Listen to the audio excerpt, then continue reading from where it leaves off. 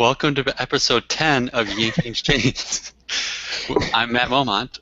I'm Vince Mateo. And I'm Maria Simone. And today we're talking about man buns. Man buns and metrics. Oh, that's going to be the title. Man buns and metrics. Definitely. So we definitely had a guest lined up, but then it snowed. So we don't have a guest lined up this week. We'll get her back. There was an avalanche and a force majeure. And it covered her computer, apparently. Yes. I think I'm getting too hot with the... I know, no doubt, right? I am too. We were going to do hoodie day, but that covers Matt's budding little man bun. Man bun! Prepubescent man bun. He's like a white samurai. Sorry, I'm old. I don't know what a man bun is. I just... All right. So I guess Hello, you guys Pace. had a little... Yes, oh yes, I want to play. I don't like the podcast because I want to play. That's her voice. She was in the podcast for a second. You guys had a little bit of an adventure last weekend. We did. Was that last weekend? Hotel room. So I didn't tell Maria about that part, Vince. Oh. I'm not. You can lead into it. I'm not going to lead into it. I didn't talk about the I'm supposed to be an adult here. The inappropriate coach-athlete relationship. There was not inappropriate touching. I don't know. Yeah, there are some things, man. We learned a lot about each other. And we ate burritos. We ate Mexican food both nights. Oh, I see. I drank beer. Oh my God! So as much as I'm into wine, the guy that came with us, Brendan is like that much into beer, and he was like, I mean, like he was making beer in his head. I swear to God. Has he ever made beer? Does he make beer? I don't think he does. Okay, he knows a lot about beer. He does. He does know a lot. Is he an ultra runner, Brendan? Sure. As of last weekend. Yeah. Oh, okay. All right. Well, he's already got the beard part down. Does he have a beard? He does not have a beard. He's clean shaven. All right. Can he grow a beard? Oh, I don't know. I don't know if he can either. I'll have to ask him. So tell the world about your adventure. You went to the Western States course. Can I set it up? Because I got... Yeah, go for it. There's Vince, it's like a Joshua Tree thing every year or so. But the weather was bad, so he emailed me like, hey, Matt, want to do Auburn? That was the email I got. Literally just, Matt, you want to do Auburn? And I was like, sure, not knowing what Auburn is. I know it's a place in California, but that was about it. So then I that's how you sucker them in. Yeah. Mention nothing other than place names. This was like last week, and I got emailed the week before, and I texted Brendan, like, Brendan, what are you bringing? It's like, oh, well, I'm bringing all this stuff. He's bringing a camel pack. He's bringing, 10 hours worth of food. He's bringing a headlamp. He's bringing extra shoes. I was like, what are we doing? It's like, oh, we're gonna run 50 miles. I was like, what? So, I found out we were gonna run 50 miles about 4 days before we were gonna run 50 miles, and then it also was supposed to rain. So I was scrambling. I went to REI and I borrowed Vince's. I don't know if you remember, but Vince said he had a lot of camel packs in his house, so he has one for each day of the week. So he does. So I borrowed one, and it worked out all right. So we ran the back quarter, sort of the Western States Trail. Kind of, we ran around it, a couple out and backs on it. Very cool. And ended up doing 35 miles. A cat or a chicken? What the hell is that? Oh, it's Pace's toy. Oh. She's agitated right now because she didn't get to run yet. So. Oh. You run with your cat? No, that's Pace. Oh, I got. Yeah. The cat is watching her from afar with the look of "I will cut you, bitch." If you come near me with that ball, I will hurt you. That's kind of what's going on now. But yeah, no, she usually runs every morning, but I swam first. Okay, I'm sorry. Anyways, end of story. Ran 35 miles in the rain. Well, it didn't even rain. It was just wet. It's a beautiful day. It's a beautiful day. I heard something about an attempted river crossing. Oh, Yeah, good so- Lord. Tell them about Well, that. so basically, the weather has been just insane here. It's been raining like mad, and Auburn is close. It's about 2 hours from here. So it seemed like we'll go to Auburn if it's really horrific. We're not out like too much in driving, and we'll just we'll do what we can. So we get up there, and the day before, it's just like pouring down rain, and we just think we're going to get absolutely soaked. And the weather forecast says it's going to be pouring down rain.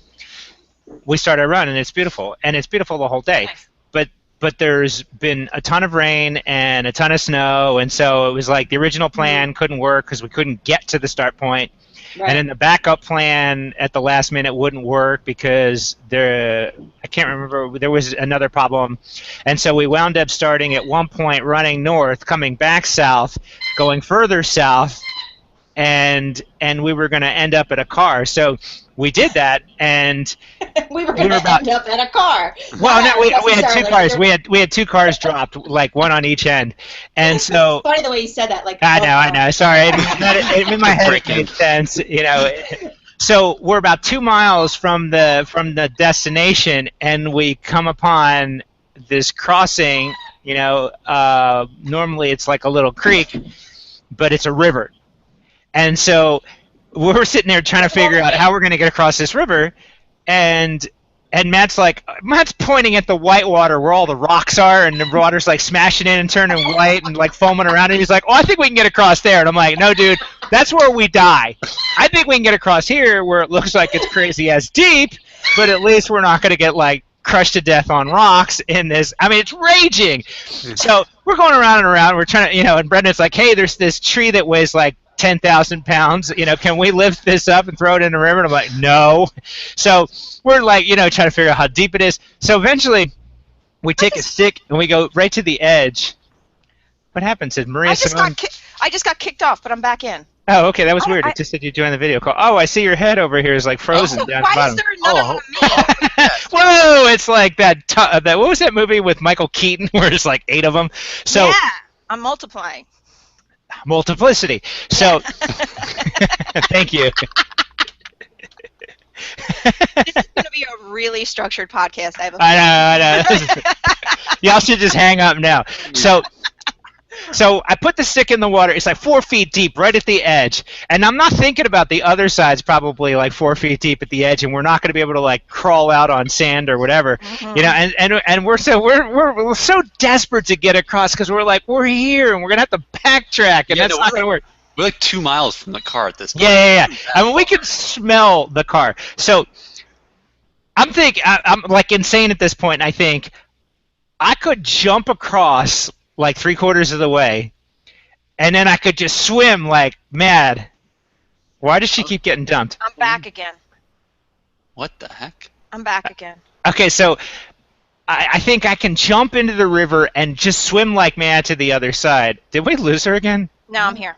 Okay, and then finally we all came to the conclusion that it was going to be death. And I mean, we went up and down, and we couldn't find any place to cross. And so we were just like, all right, let's just backtrack. And it's a good thing we did, because now that I think about it, we would have died. No, really, we would have died. It would have been. There was no way we would have made it across that I thing. imagine that water would have to have been really cold too. Yeah, we weren't even thinking about that. We were just thinking about we wanted to get across the river, and the car was really close, and it was just right there. And what we had come down was like wicked steep, and we were bombing down it too. And so we were like tail tucked between our legs, like going back up the hill. We would have died. I'm glad we came to our senses. Yeah, I feel like raging streams shouldn't be necessarily taken lightly. Yeah. Matt, I like your spirit though. I'm gonna go across the rapids on foot. Yeah, he was like, "Oh, there's rocks there. Like he could step on those rocks and like it wouldn't take him down and smash him to death." Yeah. Do you hike a lot, Matt? I do you do? actually. Okay, We did all right, what we all are bragging about our Boy Scout days. Okay. All right. There's lots of Eagle Scout stories. Yeah. Yeah. Yeah. They're still pretty much of like Eagle Scout age. Yeah. But you guys avoided snow. You had like a little bit. You said. There's a little bit. No, we stopped. We ran into. We basically flipped around because we ran into like all snow. Yeah. Well, John and I were not quite as smart as you that same day. Because I think I tweeted you about this. I was like, did you guys avoid the snow? Because we didn't. I wanted to run in some trails, and we went to this one trail. It's like an 18-mile loop.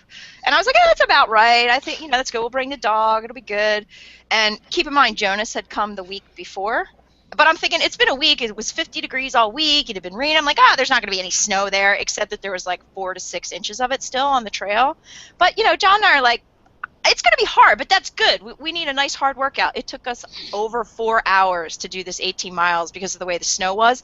And it wasn't so much like if it was soft, it would have been fine because we would have just, you would have sunk in it. It was all crusty and hard and icy. And I got done that, and John's like, that was pretty hard. I'm like, I don't ever want to talk about this again. I don't want to do this again. This was terrible. Like, the dog is like, that was fun. Let's do it again. Let's do it again. I'm like, if I had 4 legs, that would be awesome. Yeah. But we didn't almost die, though, so nothing quite as exciting as yours.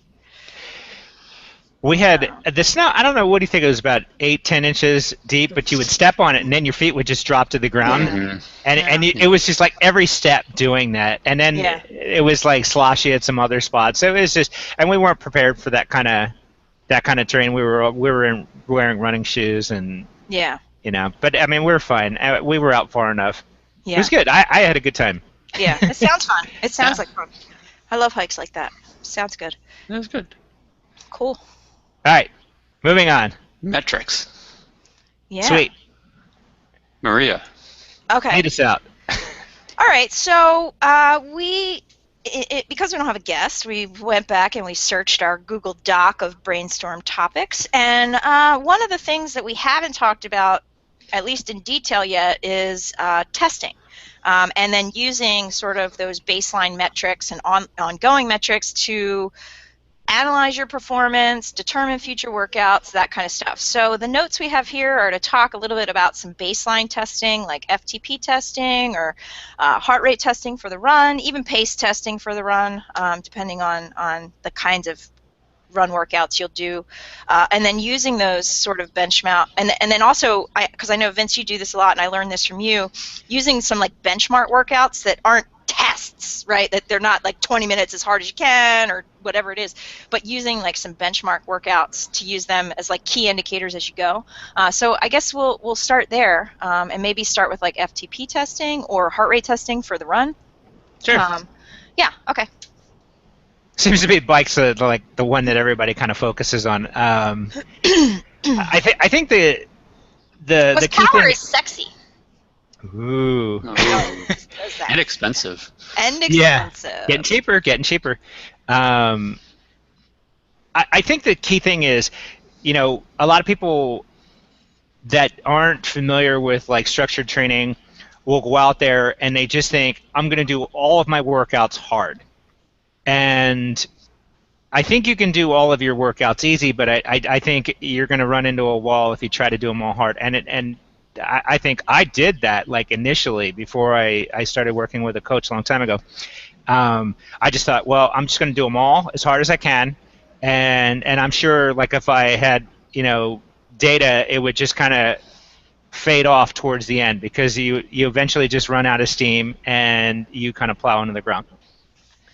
And what the testing does is it gives you it basically gives you these zones, or I like to kind of call them gears, and then you kind of figure out where your training is for this specific workout, with this specific zone.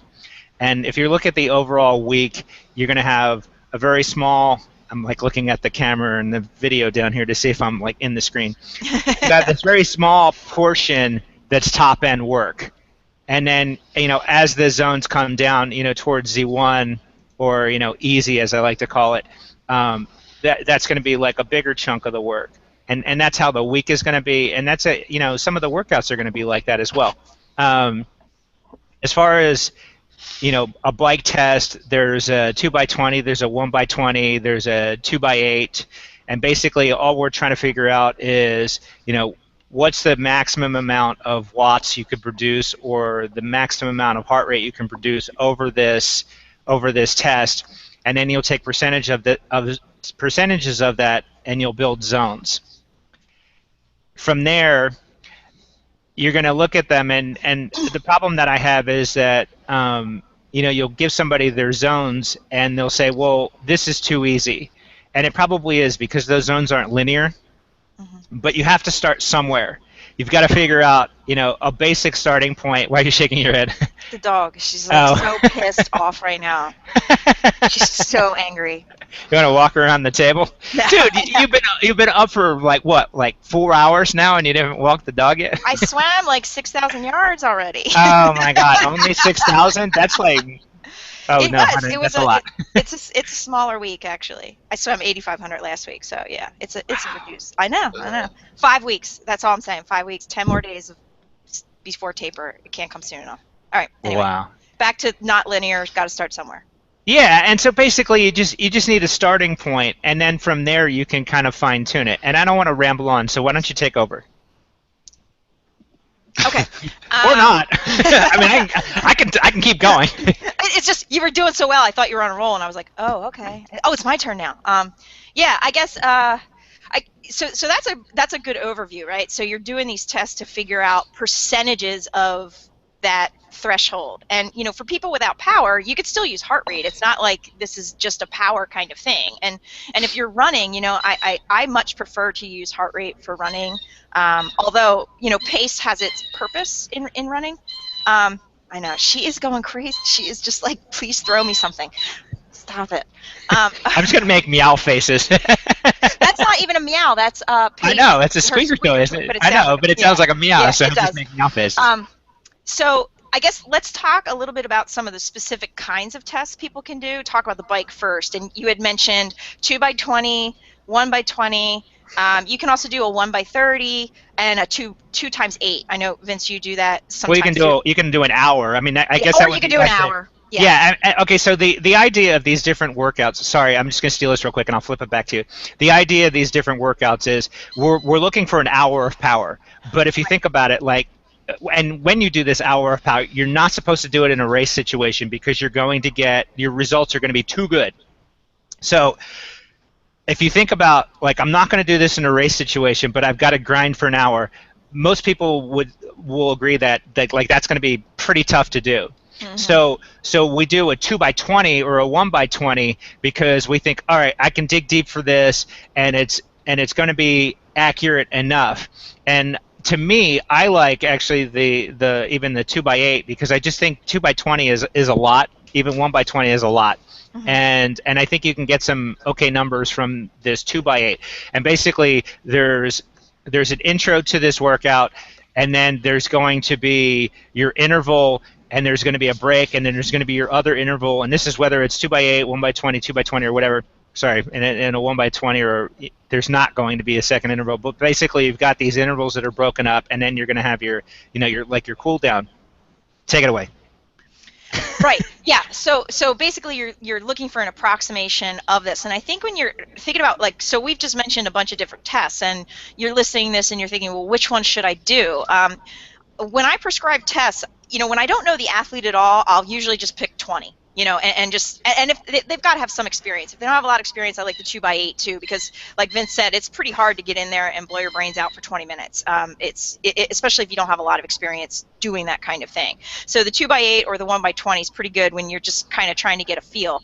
But there's also some people who are really good at digging deep for 15, 20 minutes, and they can skew their numbers too. Some people are just really good at that top end stuff, but they've got no endurance. So sometimes for them, I like the 30-minute or I like the 2x20, right? Because you'll sort of see if they crack, right? And if those numbers are a little too high. But again, when you set these tests, I think it's really important to realize that they're the beginning. They're not like the law, right? It's not like must hit this number all the time. This is exactly what my zones are. You've got to have some common sense analysis. So I think whether you have power or you're using heart rate, you really have to keep coming back to, when you're doing each workout, looking at how these numbers are translating into your easy and into your steady, and matching that up with your rate of perceived exertion.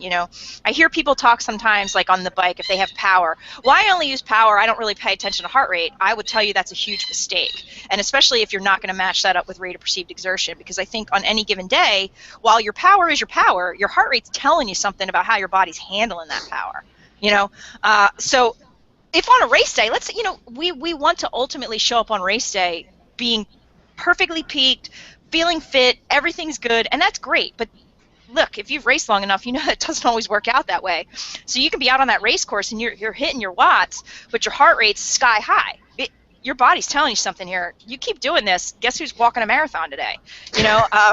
Like that's really basically kind of that relationship. So I think you can't just like pick one of these metrics and only use it. You have to pay attention to how they relate to each other, and you need to look at how they translate in the actual workouts that are maybe in some cases mimicking race day or comparing similar workouts over weeks. Like one thing that I like to do is just a basic steady ride, right, where you're sort of somewhere around like, let's say 70%-ish of your FTP, and whatever you pick, like that percentage of the FTP, just stick with it, right? Just that's the number.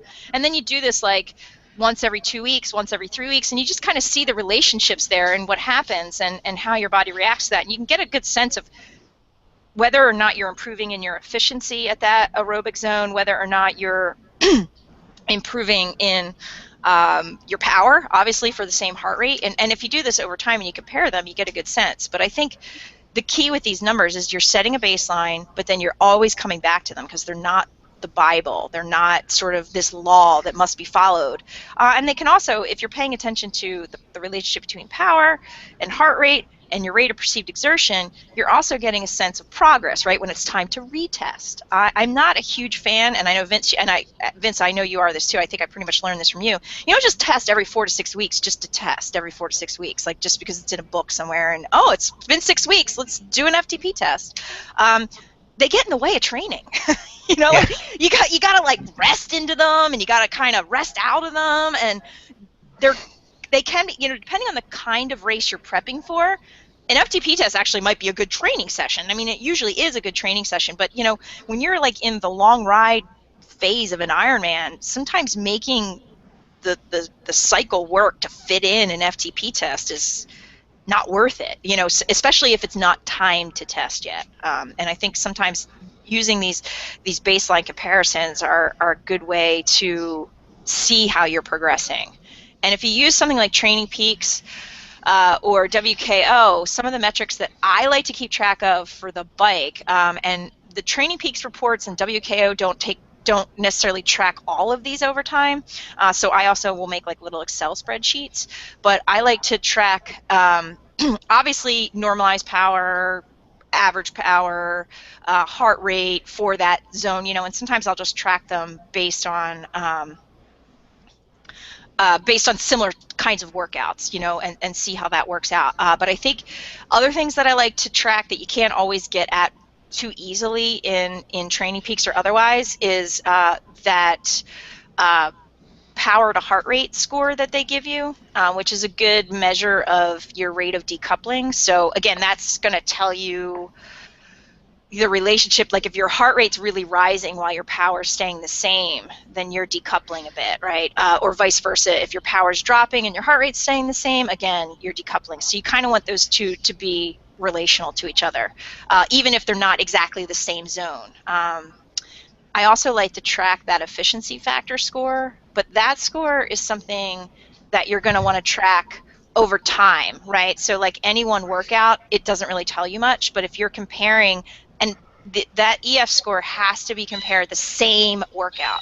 Like you can't compare a long ride to an FTP test. It's going to be not right. So, but if you do that steady ride that I was talking about, like let's say it's a 75-minute steady ride that you're doing once every 2 weeks or once every 3 weeks, if you come back and you check that over time, that EF score should be slowly increasing if your endurance is improving. If it doesn't increase, then something's not working with the training. So that's another, it's not like a test in the sense of like finding your zones test, but it is an assessment of your progress. I just like spit out a ton of crap, so I'm going to apply it now. So as far as the tests, I'm sorry, not as far as the test, but as far as the numbers over time, I keep a spreadsheet and I track these numbers over time, and when you're looking at them, you might have your good weeks and your bad weeks. Yep. I mean, that's the nature of life. I mean, Yep. you're just going to have good weeks and you're going to have bad weeks. Don't look at them, don't look at last week and say, well, geez, last week is better than this week, so I suck. And Yeah. you have to look at it over time, Right. and you also have to look at the overall load of what's going on in the week. I may have a staple workout that I'm pulling metrics from week after week, but last week might have been a 22-hour week, and this week is a 15-hour week, and next week is a 20-hour week, and that workout is going to be impacted by what's going on around it. So what you want to see is over time, you want to see a gradual uptick of those numbers. I actually like heart rate, and I know Marie knows this. I like heart rate because it's fairly constant. You're going to see improvement in heart rate, but not huge like watts. Watts will come up from January to June. You're going to see a ramp up of watts, but your heart rate is not going to move like that same way. So what you should see is, kind of this gentle curve over time coming up of your watts. As far as the retesting comment that you made, you'll find that in a training plan, you'll see that every 4 to 6 weeks they're throwing that in there. I honestly believe that the people that are building those training plans aren't actually doing the workouts because, one of the things that I like to do is I like to take, the plan that I'm building and actually like to try it out. How does this work? Remember, like I would build these workouts. I love building workouts. I have like 1,000 of them, and I would build a workout and I would be like, I wonder how hard this is. And I would go and take it, especially like a bike workout, and I would take it and go on the trainer with this. And I was like, oh, Jesus, this thing is like crazy ass hard. It looked a lot easier on paper. I think the people that are building these are thinking, all right, well, we need to retest these metrics because they're going to change over time. And I think what you need to do is come up with another way other than testing to come up with where I am right now. And like you, I have these spreadsheets, and I think that's the way to see progress and see what's going on. Matt, I feel like we're leaving you out in the cold here, brother. That's good. I always wonder why we don't test more, and this is a good learning experience for me. I'm glad somebody's looking at it because I'm a big numbers guy, and so I feel like every workout should be a test because it's basically like if you're gonna race an Ironman, why don't you just work out 9 hours a day every day and do an Ironman, right? And then eventually you'll get faster. So that's kind of how I feel about testing too. Is why don't I just do a 20-minute time trial every single workout? Well, but it's funny, like there's a buddy of ours, Ken, and Ken does 2x20s like every week, and they do it in he lives in Wisconsin, and they have some sort of, I think he's got like a man cave that's set up for at least 3 or 4 bicycles, and he's also got some gym where they do it, and it's in a competition kind of environment, so he can do this week after week. If it was me, I couldn't do it week after week, even with people around me. I would just kill myself. But and he seems to be very successful at that. I just think it's a lot, and it doesn't mean that that doesn't work for everyone. I just think, wow, that's a lot of work to do week after week after week. You were using a training plan for a long while, or for a couple years? Mm-hmm. Was it the same plan? No. Yeah, it kind of was. Yeah. This is the training Bible one. I think you modified it. So it's Friel. So how often does Friel retest? Yeah, every 4 to 6 weeks. And okay. And I always did find it was nearly impossible.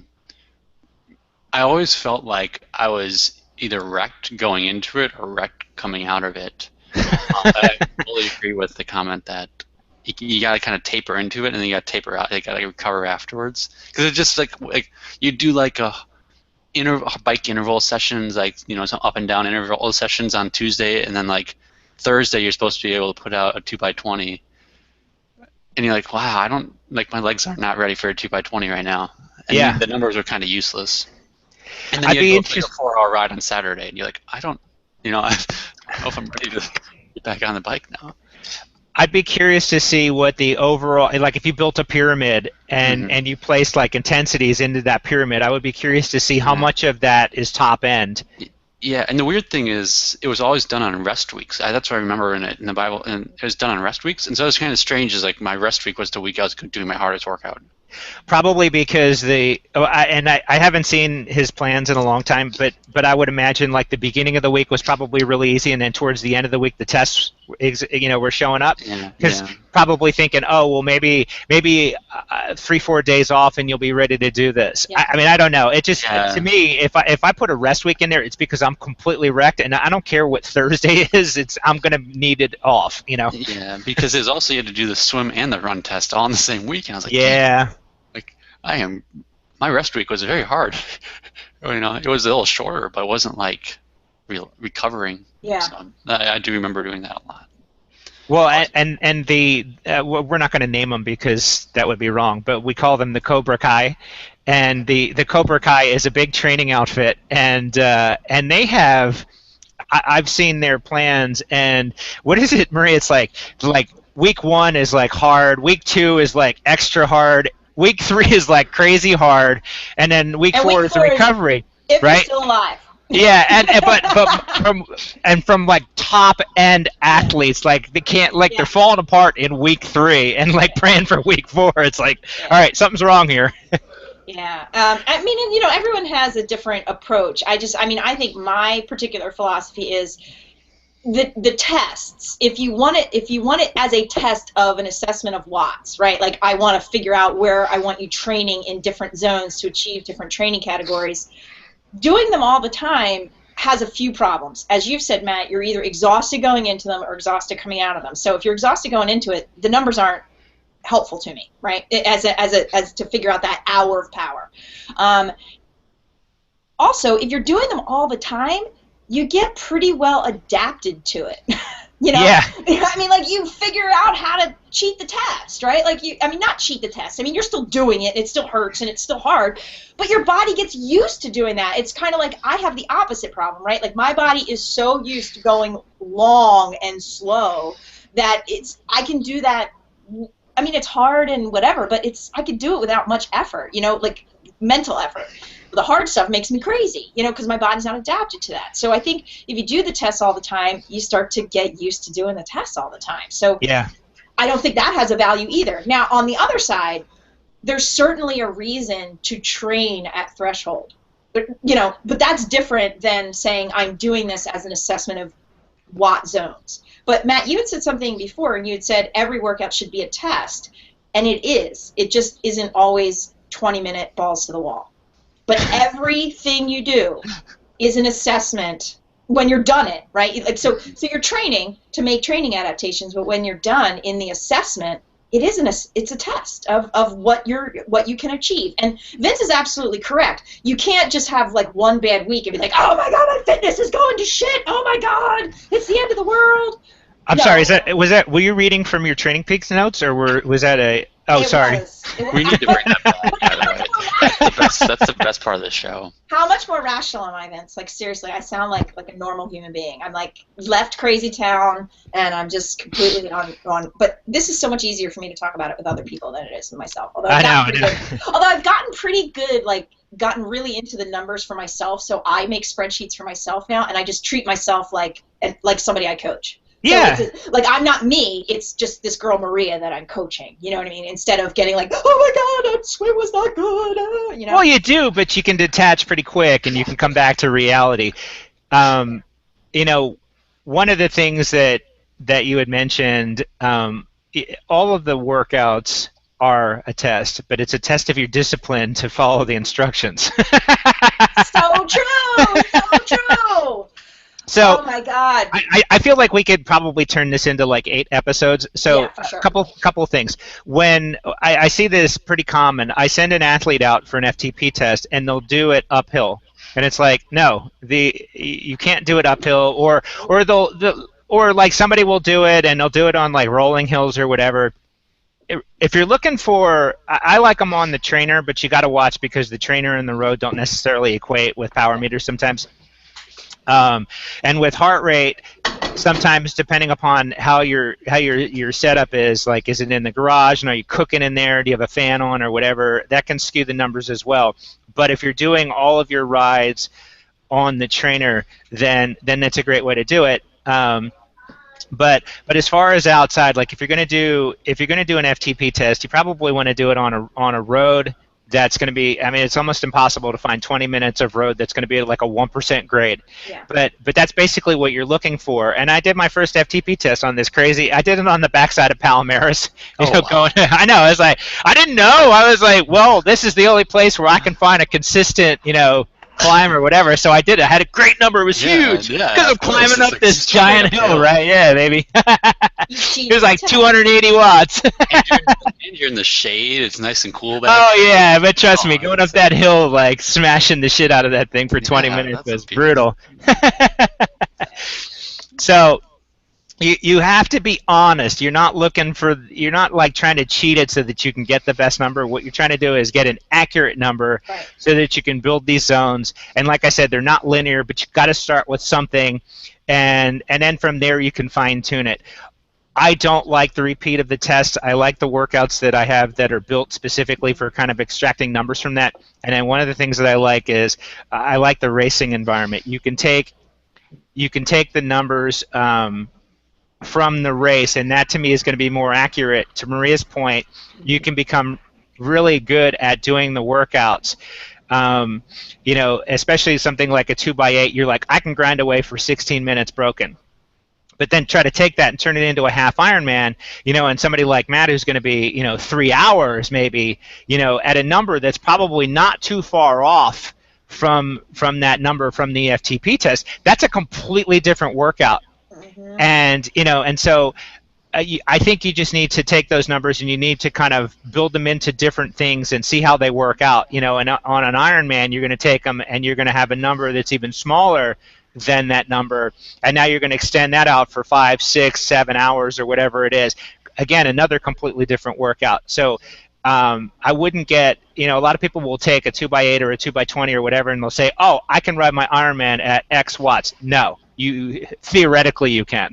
Theoretically you can, and it's a place to start, right? But then you have to go out and you have to apply it and see what happens, and see how your body reacts to it. I gotta stand up for myself right there. I ride it slightly faster than a 3-hour half Ironman. But I do have a question. You throw me under the bus. Wow. Hey, this shows already how many problems I'm having. I do have a good half Ironman time. You're also a really good tester. Me? Yeah, you are. Oh, yeah, you're a good nice. tester. The numbers that you come off of, the numbers that you produce in a test, so you're the one that, like, I got to watch the long numbers versus the test numbers. Yeah, I don't do very well on those. Yeah. Why do you share with your athletes? Or maybe you just don't share with me. Why don't you share my numbers? You just say, I have no idea what my zones are right now. Is it a mental Well, game? it's too early, and I think it's easier just to kind of let you do your thing. Sometimes I do, sometimes I don't. It depends upon the athlete.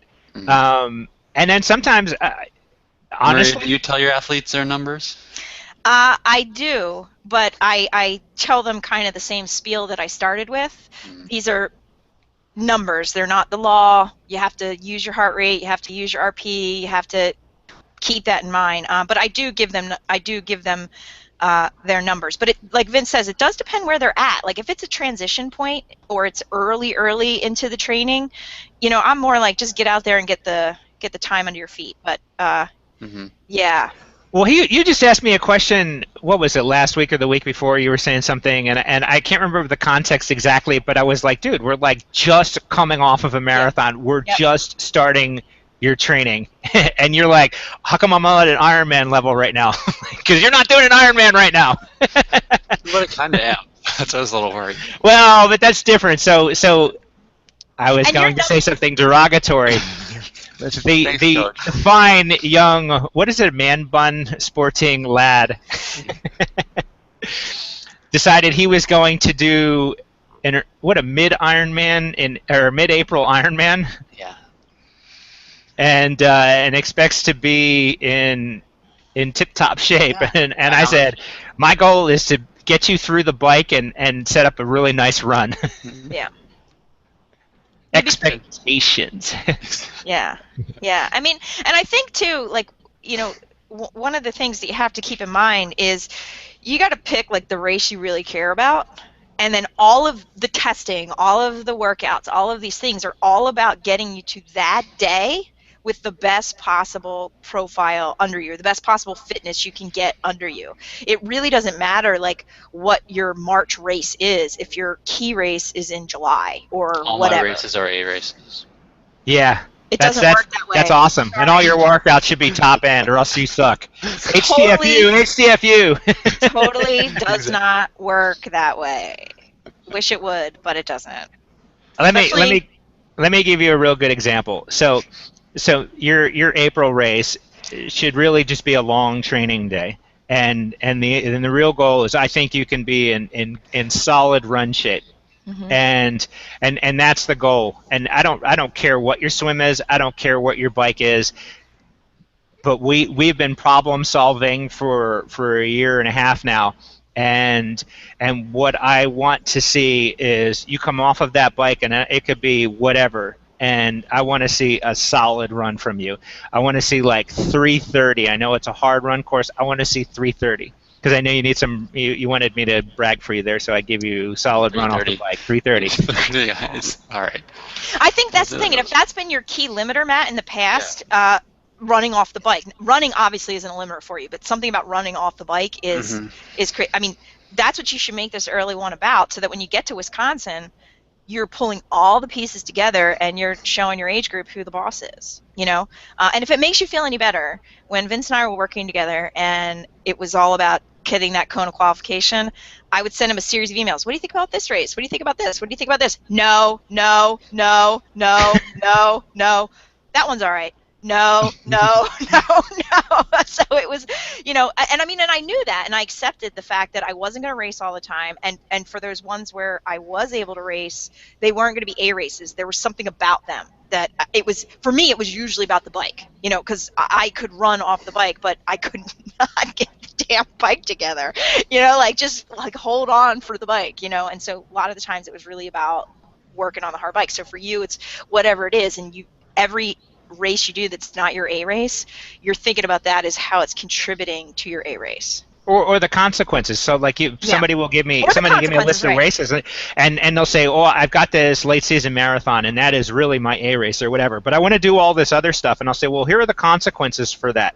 You're bleeding into this block that I think is really important to set up this marathon.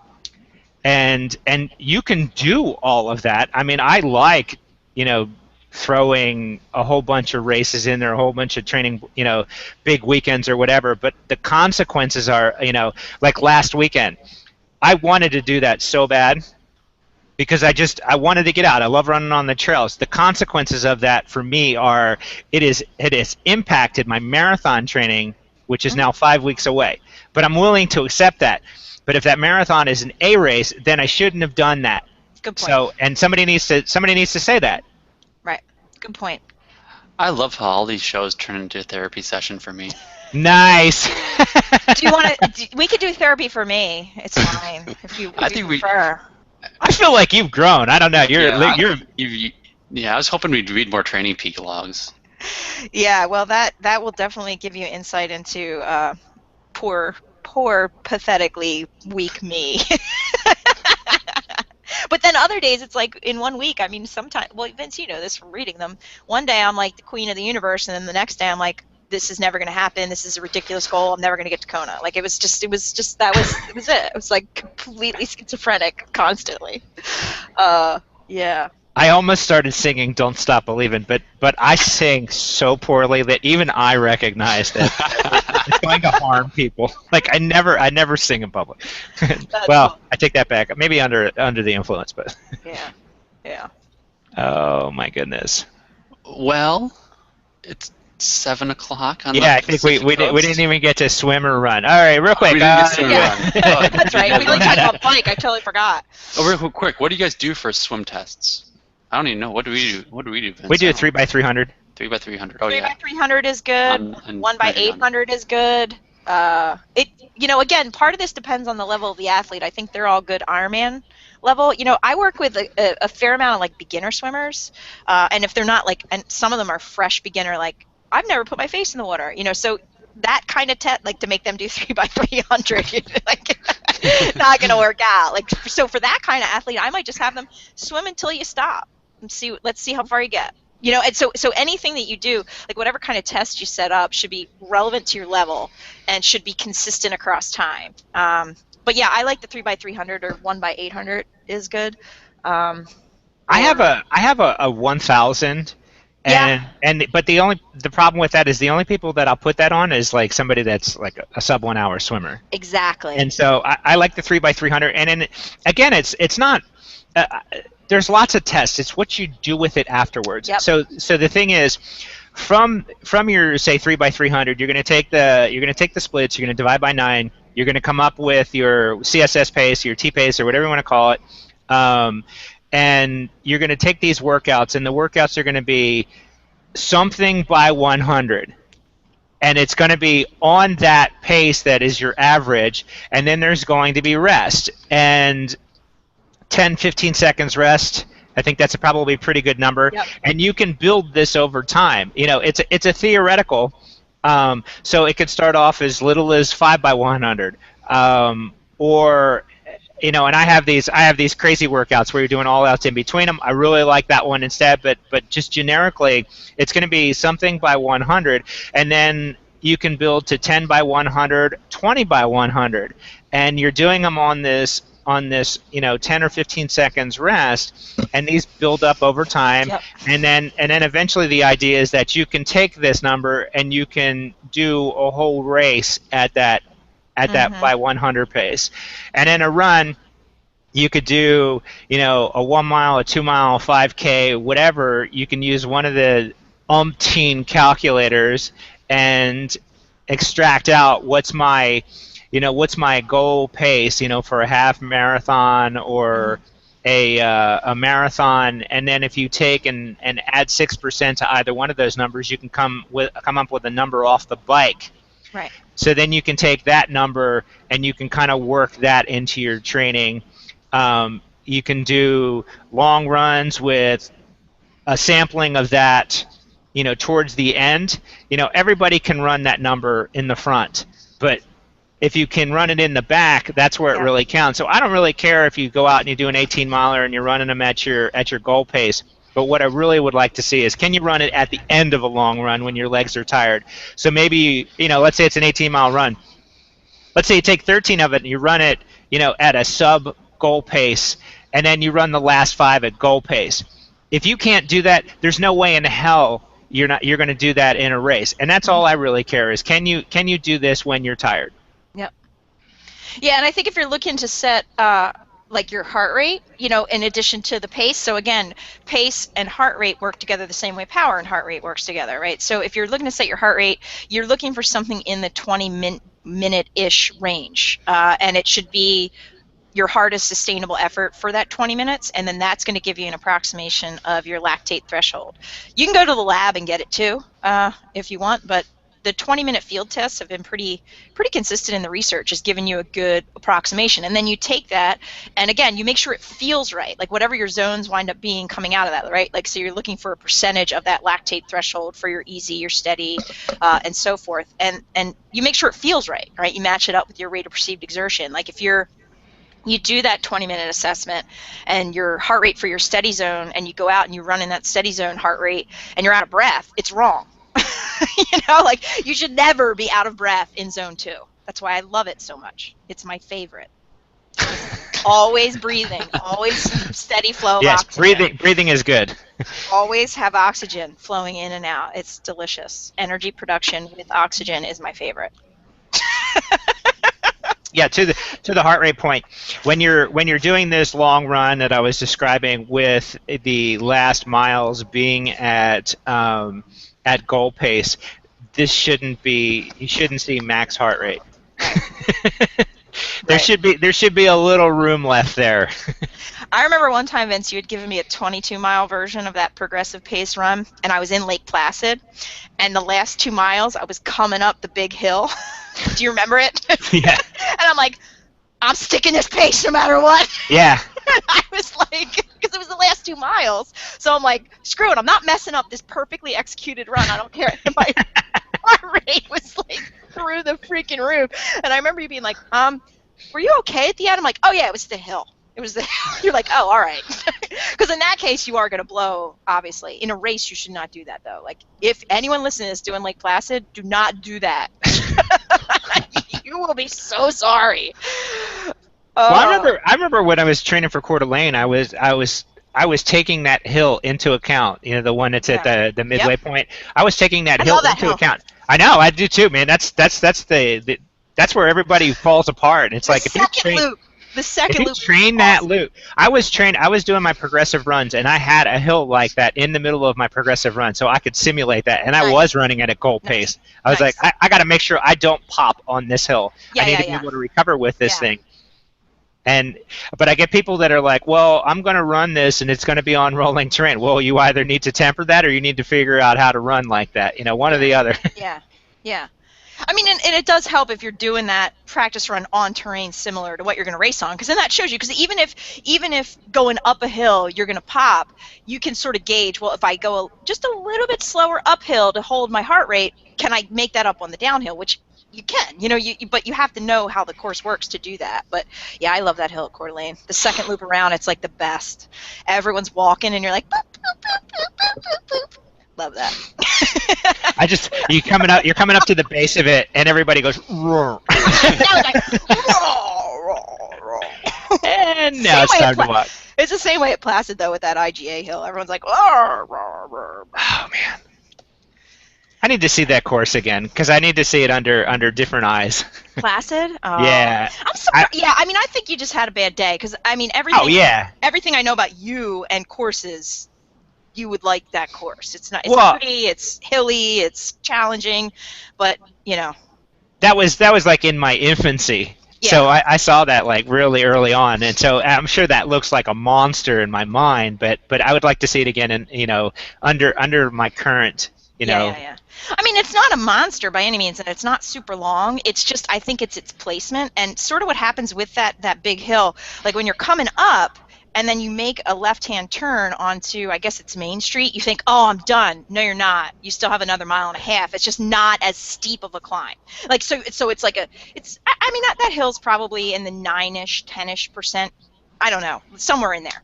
And then when you make that left turn, it definitely flattens out, but you're still going uphill. And even when you turn onto Mirror Lake Drive, I'd say it's like a gentle 2-ish%. But after you've just come up.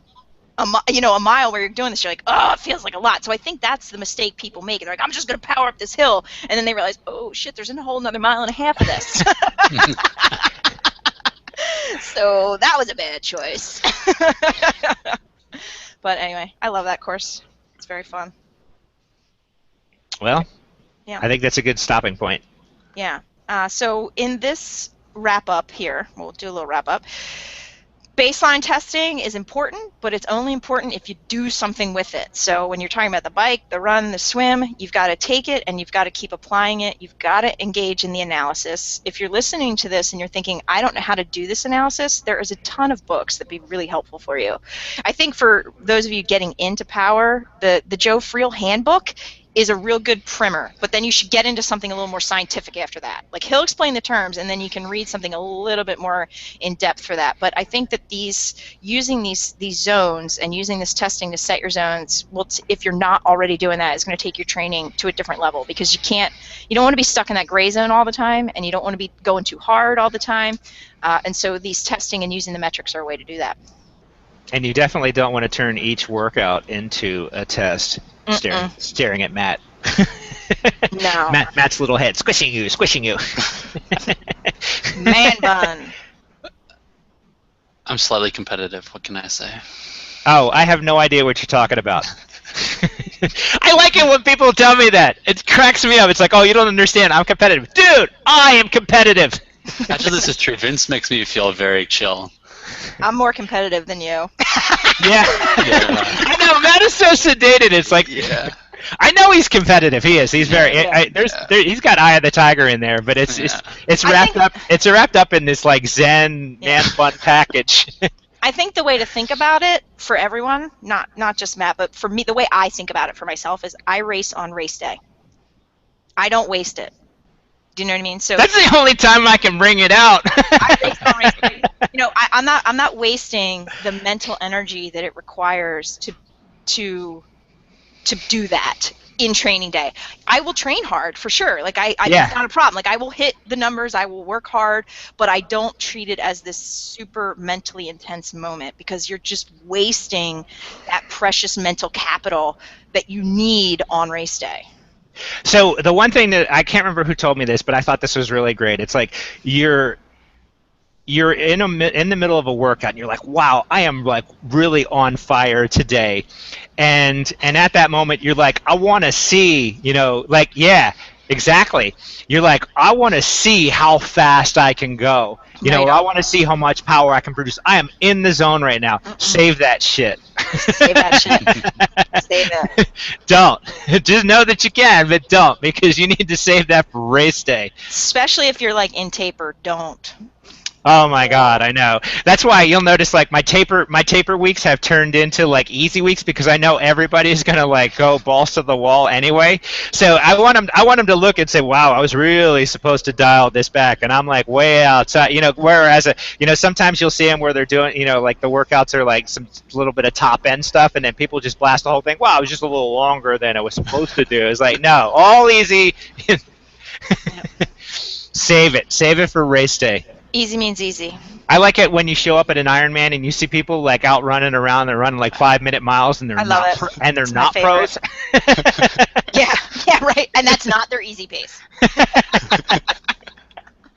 Yeah. All right. Oh man. All right. Thank you guys. We'll see you 2 weeks. I think we'll have a guest then. I have an idea on a guest. We'll talk about it. Yeah. Awesome. All right. All right. Take care. Bye, Take y'all. care. Have a nice day.